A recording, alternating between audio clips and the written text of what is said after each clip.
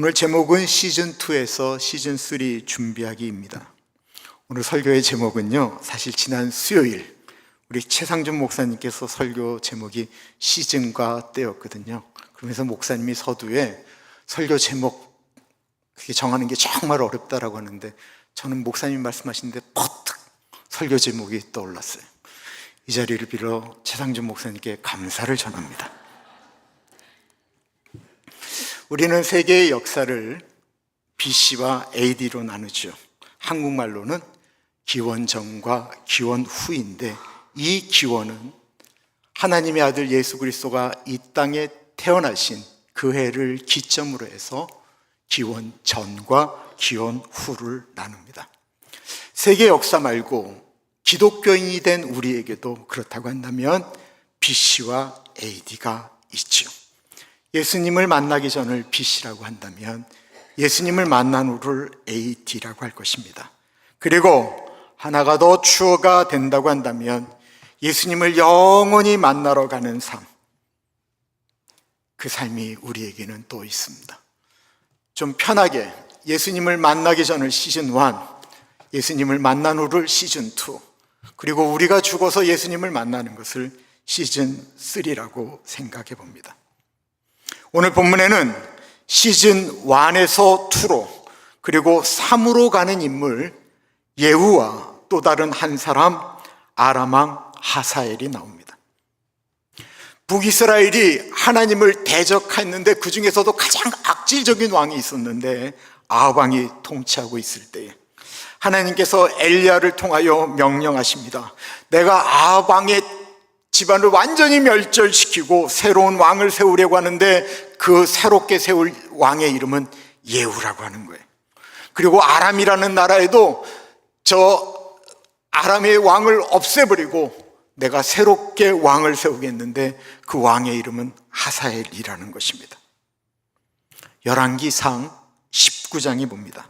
여호와께서 그에게 이르시되 너는 내 길을 돌이켜 광야를 통하여 다메섹에 가서 이르거든 하사엘에게 기름을 부어 아람의 왕이 되게 하고 너는 또 님시의 아들 예후에게 기름을 부어 이스라엘의 왕이 되게 하고 또 아벨 무홀라 사밧의 아들 엘리사에게 기름을 부어 너를 대신하여 선지자가 되게 하라. 우리가 오늘 읽은 말씀은 열왕기하 10장이에요. 그런데 이 예언의 말씀을 하신 것은 열왕기상 19장이에요. 그러니까 열왕기상 19장과 열왕기하 10장 사이에는 아주 여러 해, 오랜 기간이 지나갔음을 의미합니다. 그런데 엘리야에게 이야기를 했는데 엘리야 때 그 일이 일어나지를 않는 거예요. 사람들은 하나님이 잘못 말씀하셨나?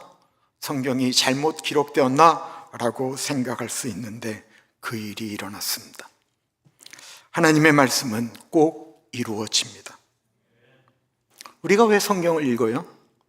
2000년도 더 된, 어떤 것들은 3600년 된 그런 성경을 왜 읽습니까?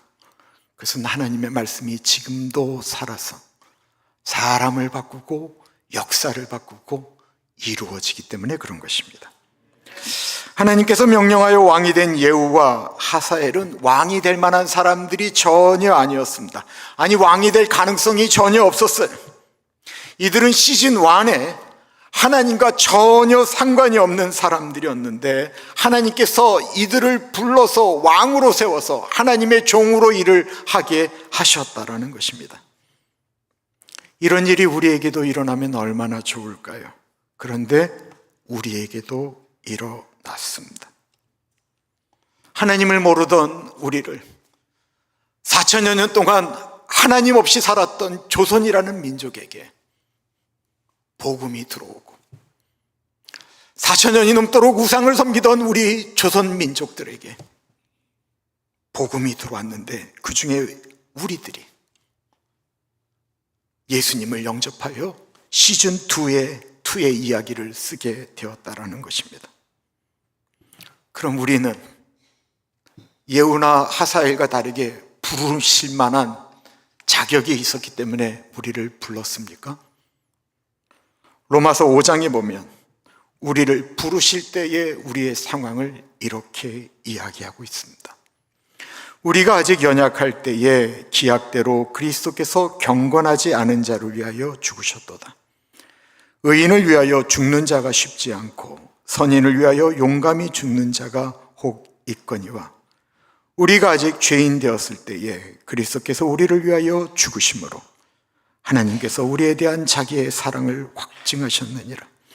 그러므로 이제 우리가 그의 피로 말미암아 의롭다 하심을 받았으니 더욱 그로 말미암아 진노하심에서 구원을 받을 것이니 곧 우리가 원수 되었을 때에 그의 아들의 죽으심으로 말미암아 하나님과 화목하게 되었은즉 화목하게 된 자로서는 더욱 그의 살아나심으로 말미암아 구원을 받을 것이니라.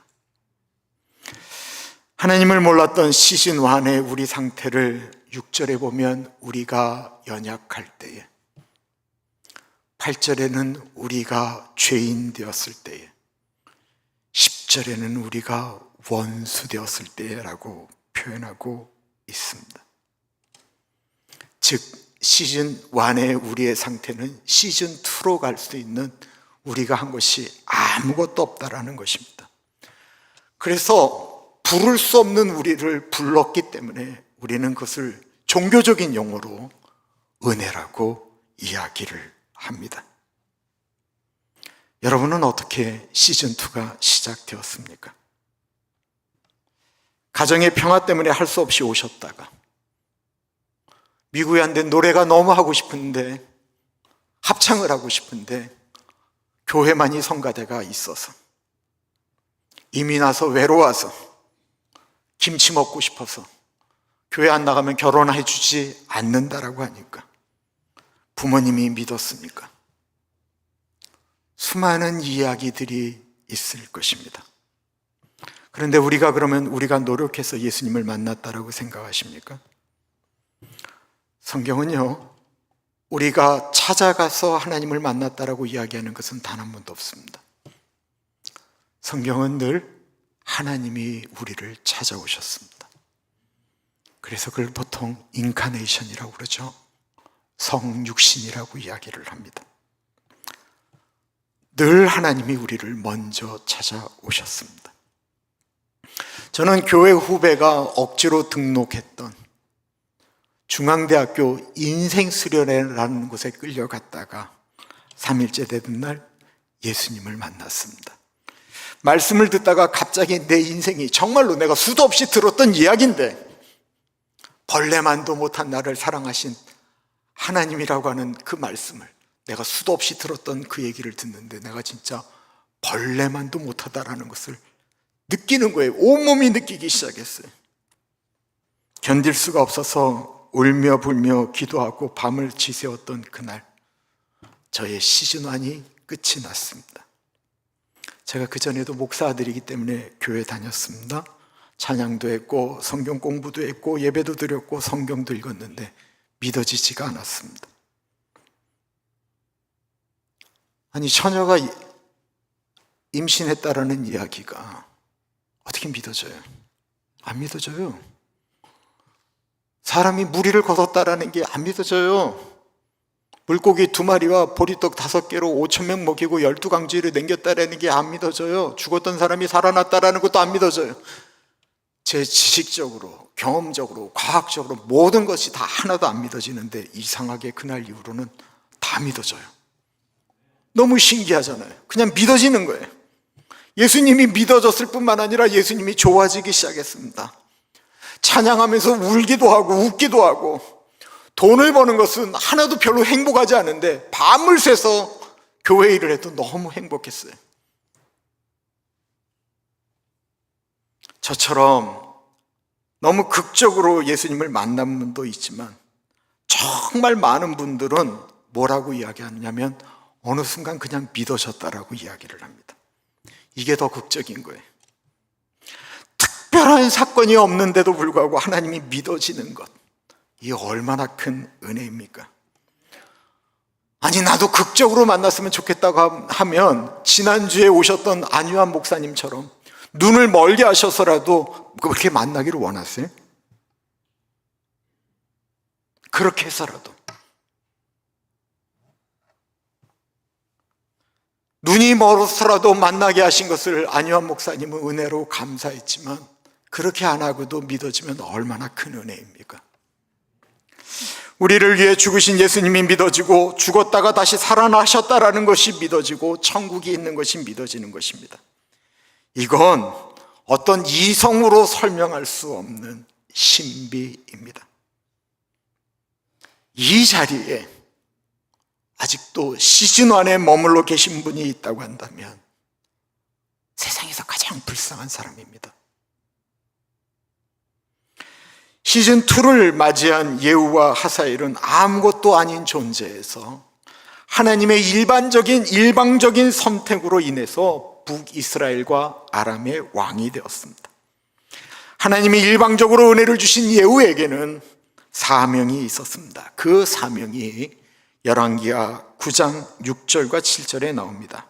예후가 일어나 집으로 들어가니 청년이 그의 머리에 기름을 부으며 그에게 이르되 이스라엘 하나님 여호와의 말씀이 내가 내게 기름을 부어 여호와의 백성 곧 이스라엘의 왕으로 삼노니 너는 내 주 아합의 집을 치라. 내가 나의 종 곧 선지자들의 피와 여호와의 종들의 피를 이세벨에게 갚아주리라. 아합의 온 집이 멸망하리니 이스라엘 중에 매인자나 노인자나 아합에게 속한 모든 남자는 내가 다 멸절하리라. 하나님께서 예후를 부르신 이유는 하나님을 멀리하고 우상 숭배하였을 뿐만 아니라 하나님의 사람들을 죽이고 압제하고 그들에게 피를 흘렸던 아합 왕의 집에 있는 모든 남자들을 다 없애라는 것이었습니다. 그럼 예후의 시즌2는 그 하나님의 명령대로 시행되었을까요? 어제 본문에 보면 기가 막히게 시행했습니다. 그리고 오늘 본문은 그것을 이렇게 이야기하고 있습니다. 예후가 이와 같이 이스라엘 중에서 바알을 멸하였으나 이스라엘에게 범죄하게 한 느밧의 아들 여로보암의 죄 곧 베델과 단에 있는 금송아지를 섬기는 죄에서는 떠나지 아니하였더라. 여호와께서 예후에게 이르시되 내가 나보기에 정직한 일을 행하되 잘 행하여 내 마음에 있는 대로 아합 집에 다 행하였은즉 내 자손이 이스라엘 왕위를 이어 4대를 지내리라 하시니라. 예후는 하나님의 명령에 철저하게 순종을 해서 아합의 집안을 다 멸하였고 바알신도 멸하였고 그것 때문에 하나님은 예후에게 너의 집안이 왕위를 4대를 끌고 가리라고 약속하셨습니다. 그런데 31절이 좀 묘하게 시작됩니다. 그러나 예후가 전심으로 이스라엘 하나님 여호와의 율법을 지켜 행하지 아니하며 여로보암이 이스라엘에게 범하게 한 그 죄에서 떠나지 아니하였더라. 31절은 불안하게도 그러나로 시작을 합니다. 그러나 전심으로 하나님을 섬기지 않고 여로보암의 죄에서 떠나지 않았다라는 것입니다. 그렇게 철저하게 하나님의 은혜로 왕이 되었기 때문에 종교개혁을 철저하게 행한 것 같은데 북이스라엘이 하나님을 떠나게 했던 원인, 남유다에 가서 예배드리지 못하도록 베델과 단에 세워놓은 금송아지 그 성전은 헐지를 않고 그곳에서 그들이 또 예배를 드리도록 했다라는 것입니다. 왜 그랬을까요? 예후가 평범한 시즌1에서 하나님의 은혜로 시즌2를 만나 왕이 되었지만 그는 시즌2에서 그 시즌2의 인생에서 정말 자신이 원하는 왕노릇하고 싶었던 것입니다. 그러므로 정치적으로 자신에게 정적이 될 만한 아합의 혈육, 아합을 추종하는 사람들, 바알의 제사장들, 그를 따르는 신도들은 다 죽여버렸어요. 이제 예후에게 덤빌 사람은 북이스라엘에 아무도 없습니다. 그러자 더 이상 하나님이 필요 없는 거예요. 그래서 해서는 안 될 길, 시즌2에서 여로보암의 길을 걸어갔다라는 것입니다. 여로보암의 길, 솔로몬의 아들 르호보암 때 솔로몬의 아들 르호보암이 워낙 나쁘게 백성들을 통치하니까 여로보암이 12지파 중에 10지파를 데리고 북이스라엘을 세웠거든요. 근데 모세의 율법대로 6월절이나 77절이나 이럴 때만 되면 이스라엘 남자들이 모두 예루살렘에 가서 예배를 드리니까 이 여로보암이 얼마나 불안하겠어요. 그래서 아래쪽에는 베델, 북쪽에는 단에다가 성전을 세우고 거기다 금송아지 세워놓고 예루살렘에 없는 하나님의 형상을 우리가 세워놨으니 여기서 예배를 드려라. 그렇다고 그들이 우상 숭배하는 이상한 거 하지 않았어요. 모세의 율법대로 예배를 드렸어요. 그런데 이게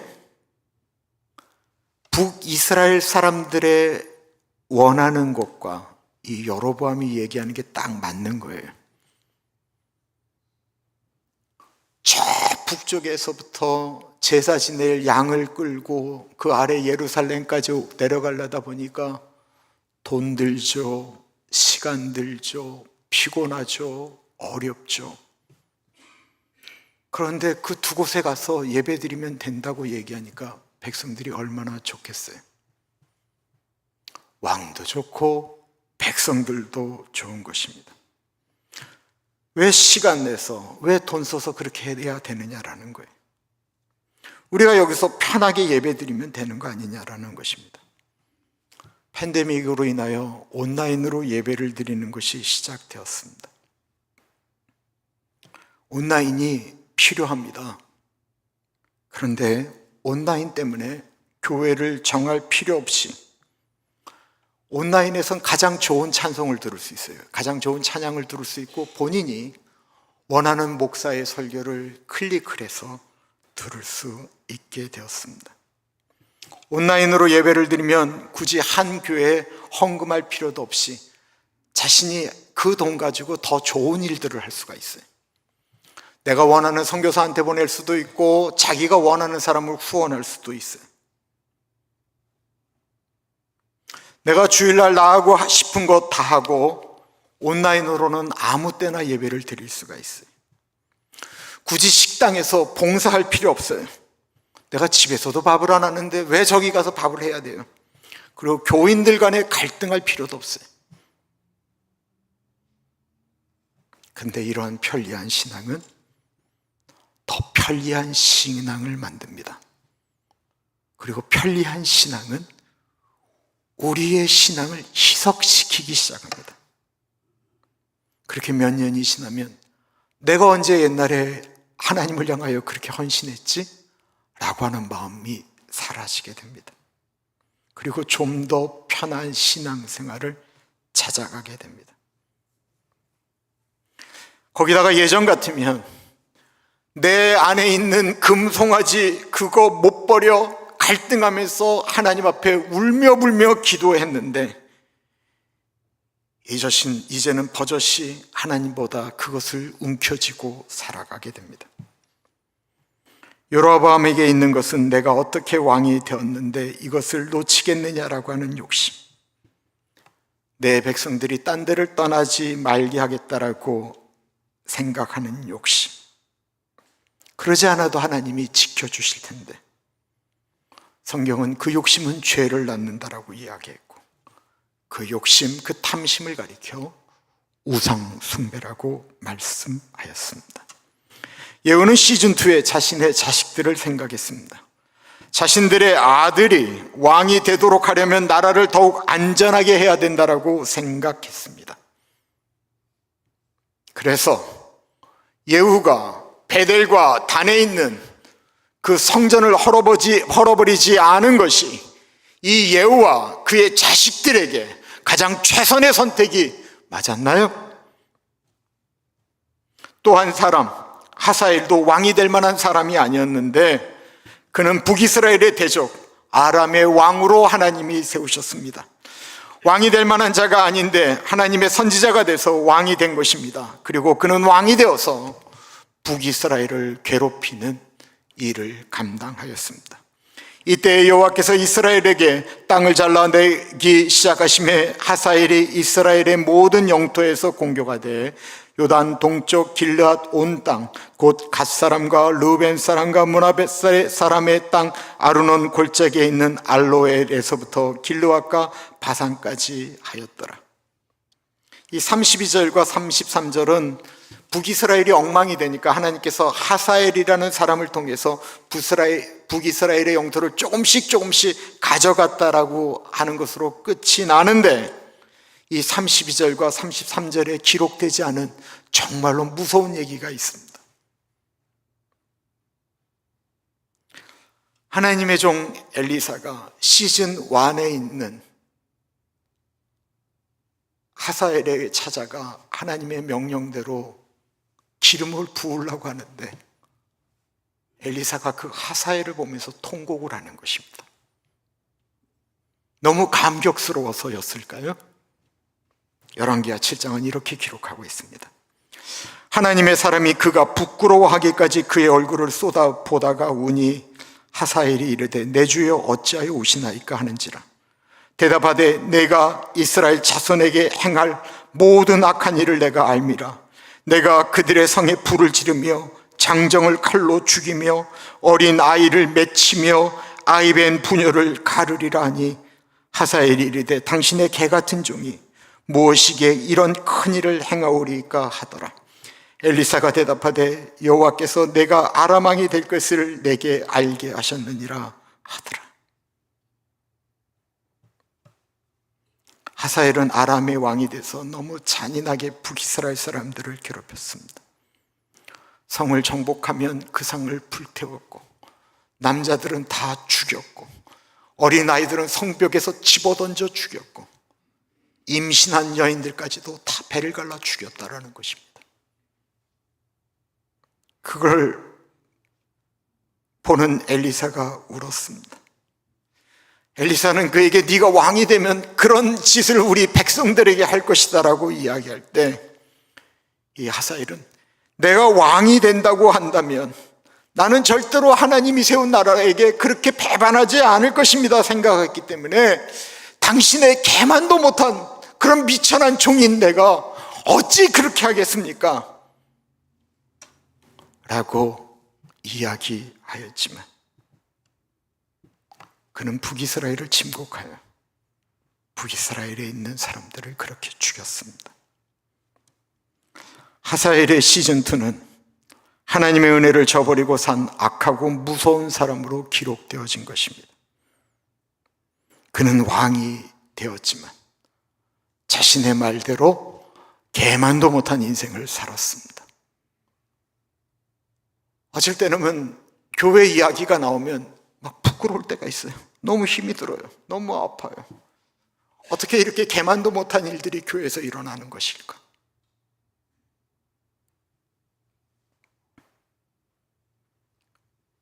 이 땅에는 아직 시즌 1에 머물러 있는 사람들이 많기 때문에 저희 교회 전도부 같은 경우에는 그들을 어떻게 해서든지 시즌 2로 올리기 위해 별별 고민을 다 합니다.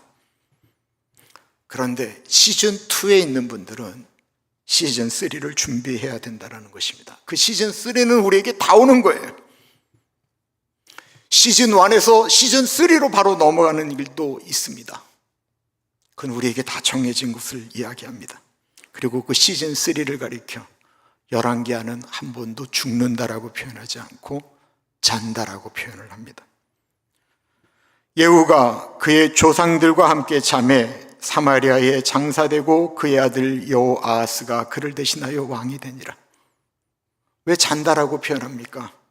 마치 죽음은 잠을 자고 일어나면 하나님 존전 앞에 있는 것이기 때문에 그렇습니다. 죽은 눈을 뜨면 우리는 영원히 자는 것이 아니고 하나님의 백보자 심판대 앞에 서기 때문에 그렇습니다. 어느 집사님이 저에게 목사님, 예후는 천국에 갔나요? 라고 물으셨습니다. 저는 알 수 없지요. 제가 어떻게 감히 말하겠어요.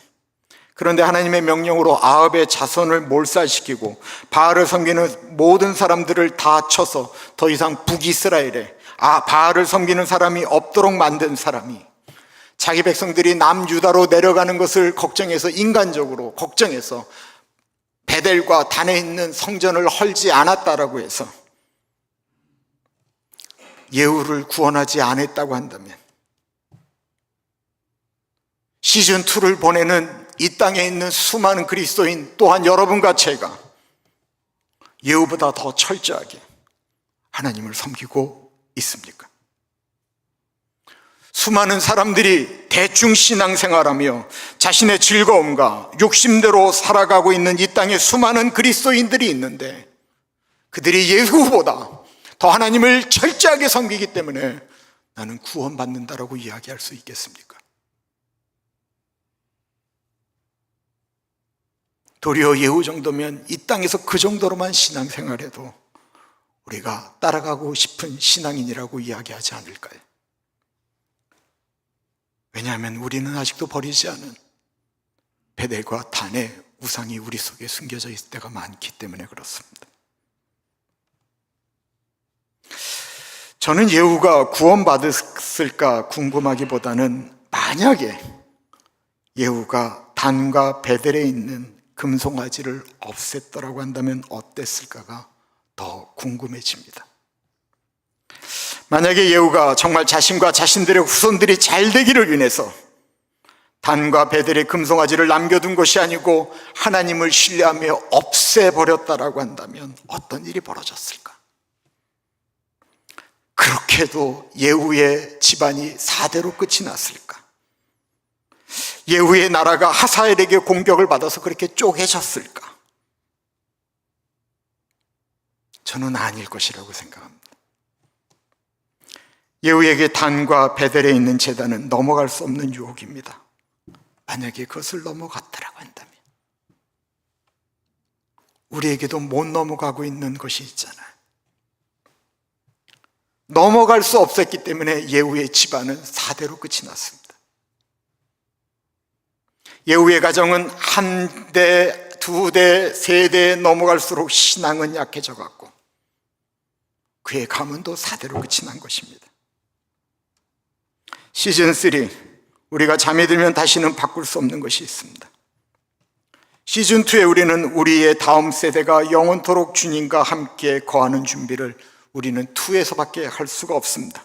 우리를 위해서도 마찬가지입니다. 그러기 위해 성경은 끊임없이 우리에게 너희는 무엇보다도 하나님을 먼저 구하라고 말씀하고 있습니다.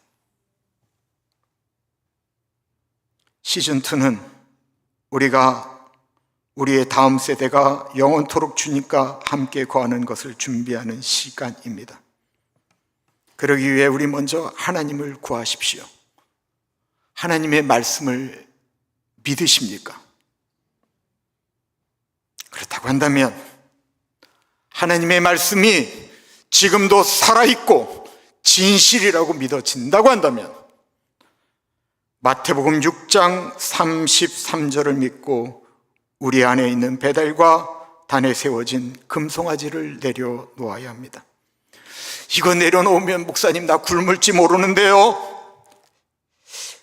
그 정도도 못 믿으면서 왜 하나님을 믿는다라고 얘기를 하세요? 마태복음 6장 33절은 그 한 절 앞에 수많은 이야기가 적혀져 있습니다. 공중의 새를 보라, 심지도 않고 거두지도 않고 창고에 모아 들이지도 아니하되 너희 하늘 아버지께서 기르시나니 너희는 이것들보다 귀하지 아니하냐? 너희 중에 누가 염려함으로 그 키를 한 자라도 더할 수 있겠느냐? 또 너희가 어찌 의복을 위하여 염려하느냐? 들의 백합화가 어떻게 자라는가 생각하여 보라. 수고도 아니하고 길쌈도 아니하느니라. 그러나 내가 너희에게 말하노니 솔로몬의 모든 영광으로도 입은 것이 이 꽃 하나만 같지 아니하였느니라. 오늘 있다가 내일 아궁이에 던져지는 들풀도 하나님이 이렇게 입히시거든. 하물며 너희일까 보냐 믿음이 작은 자들아. 그러므로 염려하여 이르기를 무엇을 먹을까 무엇을 마실까 무엇을 입을까 하지 말라. 이는 다 이방인들이 구하는 것이라. 너희 하늘 아버지께서 이 모든 것이 너희에게 있어야 할 줄을 아시느니라. 그런즉 너희는 먼저 그의 나라와 그의 의를 구하라. 그리하면 이 모든 것을 너희에게 더하시리라. 기도하겠습니다.